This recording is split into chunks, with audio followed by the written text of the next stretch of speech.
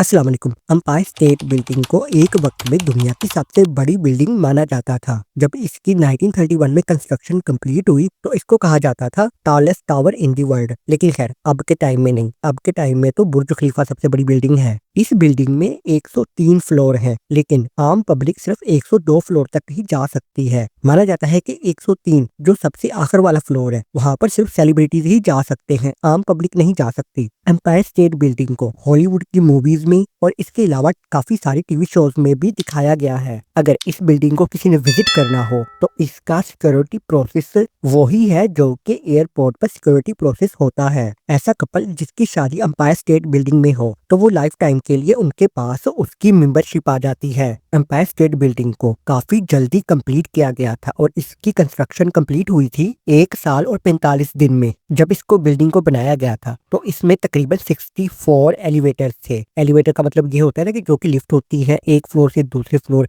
मतलब ऊपर नीचे आने जाने के लिए। लेकिन अब इसमें एलिवेटर्स हैं 73 और इन 73 एलिवेटर्स को ऑपरेट करने के लिए जो केबल इस्तेमाल की गई है उसकी लंबाई है तकरीबन 1172 माइल्स। मतलब इतनी केबल यानी कि तार इस्तेमाल की गई है इन लिफ्ट्स को, एलिवेटर्स को ऑपरेट करने के लिए। अब जैसा कि इस बिल्डिंग के अंदर लिफ्ट्स तो हैं, मतलब एलिवेटर्स हैं, लेकिन जाहिर है सीढ़ियां भी तो होती है ना, और ये है तकरीबन 1860 और ये सीढ़ियां जाती हैं 102 फ्लोर तक। और यहीं 102 फ्लोर पर ऑब्जर्वेशन डेक है। ऑब्जर्वेशन डेक कहने का मतलब ये है कि 102 फ्लोर में यूं ही समझ लो कि एक दूरबीन लगी हुई है जहां से आप नजारा कर सकते हो। और अब एम्पायर स्टेट बिल्डिंग की एक खास बात, हर साल ऐसे वाकयात होते ही रहते हैं कि इसके ऊपर लाइटनिंग स्ट्राइक होती रहती है। मतलब जो बादलों की बिजली होती है ना वो इसके टॉप पर टकराती रहती है। लेकिन इस बिल्डिंग को कुछ भी नहीं होता क्योंकि जब इसको बनाया गया था तो काफी सारे सेफ्टी मेजर को देखकर ही बनाया गया था। इसलिए जब भी इसके साथ बिजली टकराती है तो इस बिल्डिंग के अंदर वाले लोगों को और इस बिल्डिंग को भी कुछ नहीं होता। कहा जाता है कि 1945 यानी कि जब वर्ल्ड वार 2 चल रही थी तो एक फाइटर जेट इसके टॉप फ्लोर की तरफ